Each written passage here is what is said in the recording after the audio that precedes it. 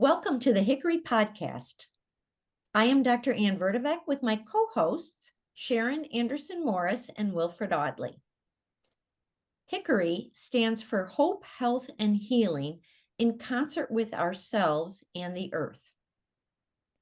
Our conversations and our interviews are meant to inspire hope, health, and healing.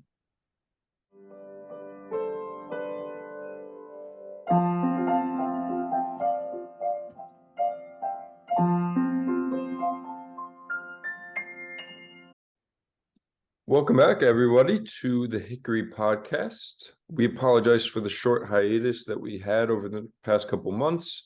I have actually moved to Australia, and in that time, getting set and comfortable, and then accommodating to the time change.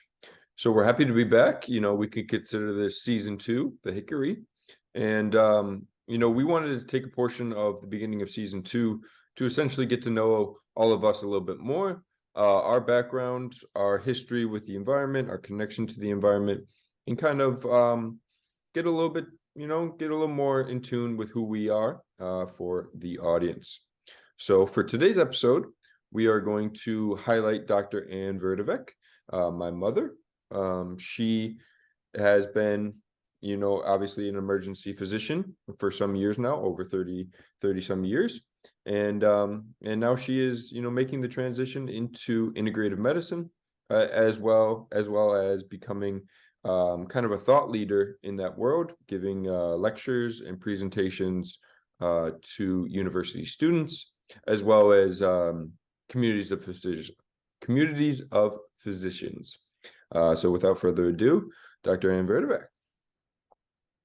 Thank you, Will. Hi, Sharon.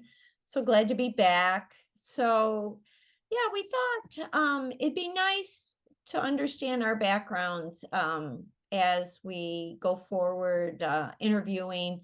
We have some really exciting people to interview coming up. But so my journey was, I've been an emergency physician, feels like forever, over 35 years, I believe.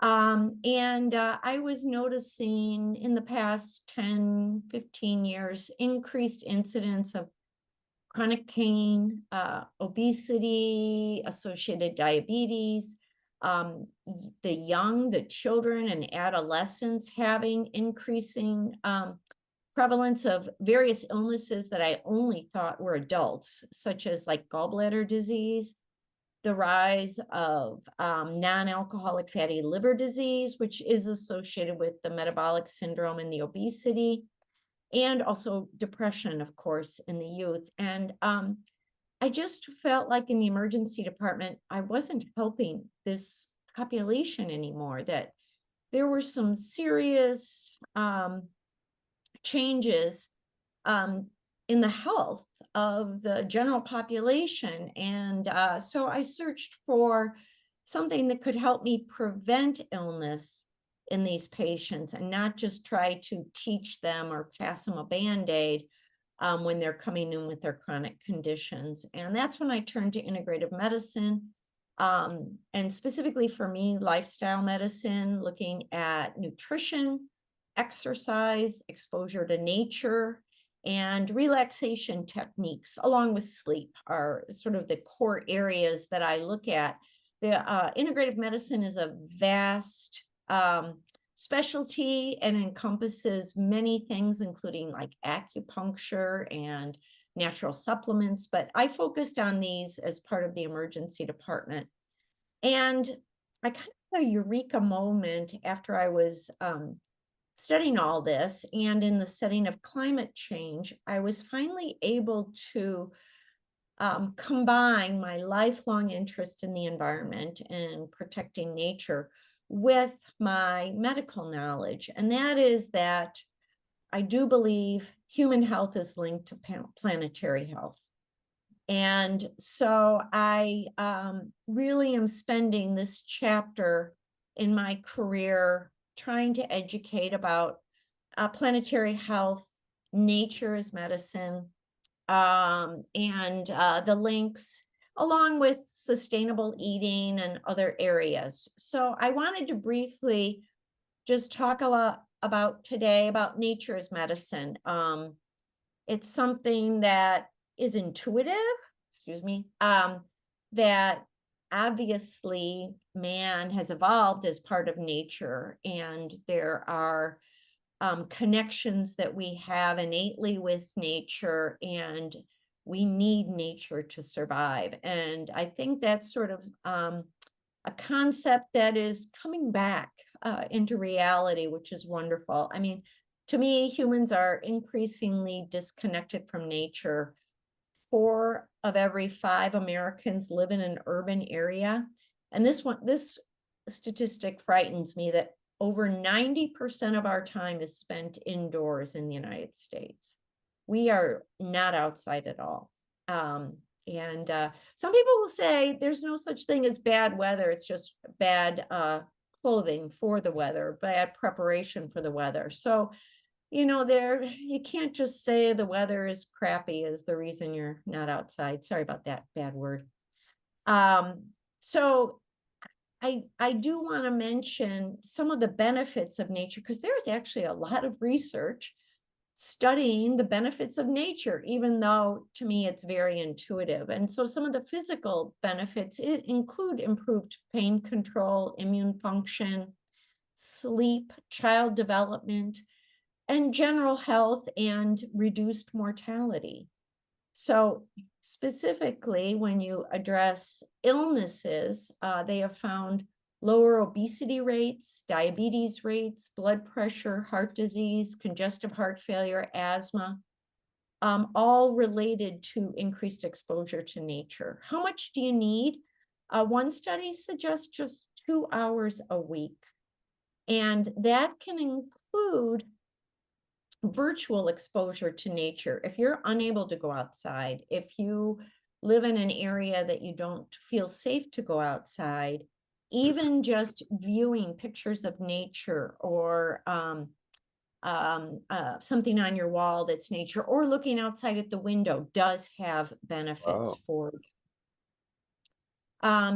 And last, the other area is mental health benefits, less depression, reduced stress, less anxiety, aggression, improved ADHD symptoms, increased focus, sense of well-being, pro-social behavior, and increased regard for the environment. Jacques Cousteau said that if you love it, you're going to save it. And if people are exposed to nature, they're more likely to understand the benefits and want to save it. So what can you do? Specifically, before I get there, I wanted to talk about the benefits of urban trees. There's a lot of tree planting going along, and I do feel it should be native trees for many reasons, to bring back the native insects and birds, and really try to help the ecosystems that are struggling for many reasons right now, especially with climate change and loss of ecosystems. But urban trees, they filter the air, they water, so they decrease the pollution. They control the stormwater by sucking in some, so you have less floods, less mudslides. They do decrease that urban island, heating effects. They provide shade, they provide areas, habitats, but they also provide areas for people to congregate and enjoy nature. And they do reduce the noise in the area. So there's so much out there showing the benefits of urban trees specifically. So and there are organizations, Park RX is one, that's documenting where all the parks are throughout the United States. And there are other organizations trying to make sure all Americans have park access within a 10-minute walk.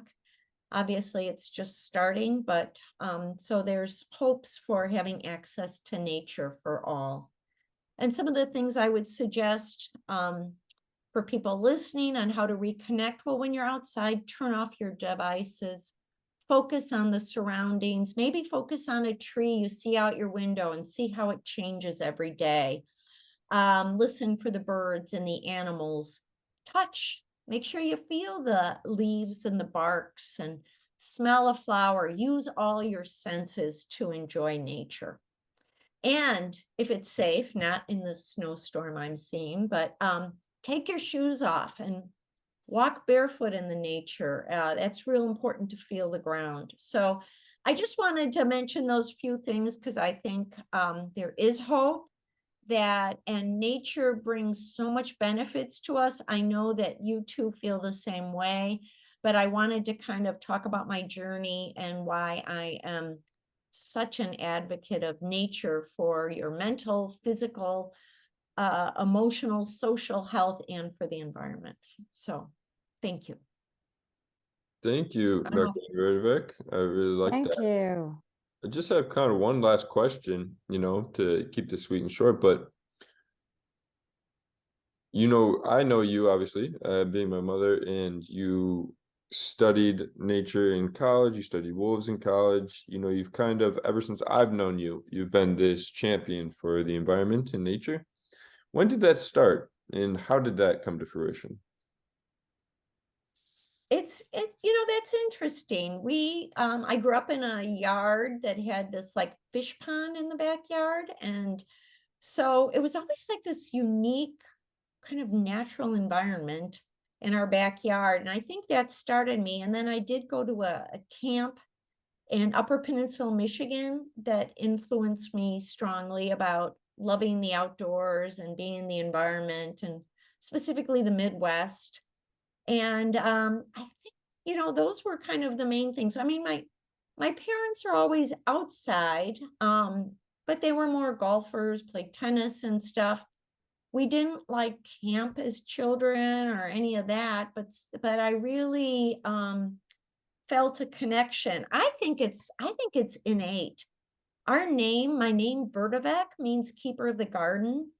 I'm from Slovenia, and my Slovenian colleagues and family members are all strong nature lovers. So I really think it's in my genes personally. And I think it's in all of our genes, but I was able to connect to that aspect of myself. Oh, I love that. And so I think that Anne, thank you so much, because I learned more from you today than I've known you my whole life. And I've learned more about you today and why you embrace nature so much. You just did a beautiful job explaining that. We grew up together and we were always outside. Yeah. We were always outside. And those were the days when parents say, okay, kids, go play. Totally different time now. We had the gift of finding nature as young adults and kids that is not offered today. What do you think you would say to somebody that doesn't have the ability to have what we used to have, which is go out and run and play until dinner, till dinner, right? Right. What do you suggest to parents now that they do to bring that to them if it's even possible? Well, that's where the parks come in, I think, because we all live in urban settings that, go spend time in the parks.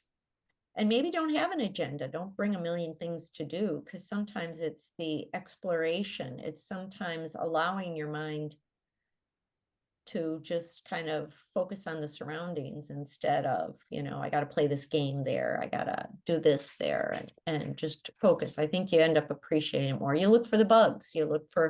I remember when we were kids, your neighbor was big on birds' nests. Oh, jeez.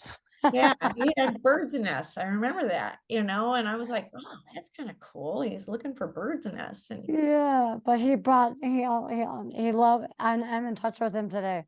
He loved birds' nests, but they had eggs in them. And so he would take them down, right? yeah. And I was like, oh, how could you, take those eggs down? But yeah, he had a whole house full of bird nests in the wrong way. If he just would have left those that had the eggs in them where they belonged, I would have been a lot happier. Right. Not a suggestion that we're giving our No audience to keep the eggs in the bird's nest, but yeah.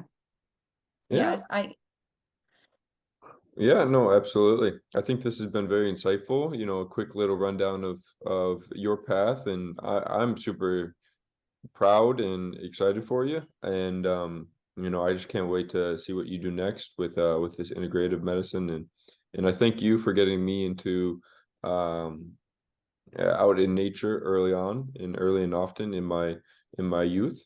I remember my eco adventure camps very well, very fondly, and that's why I today am still working within that range. I've personally I might be up for the next Hickory episode, but I'm in the realm of renewable energy, and that is, trying to help mitigate, more of the macro side of things of climate change, and the effects that that has on our natural environment. So, stay tuned for maybe my episode, and then, we'll have Sharon go as well. So stay tuned. Thank you for joining us, and we're back, and we're back better than ever, and we'll catch you in the next one. Thanks. Thank you. Thanks, Will.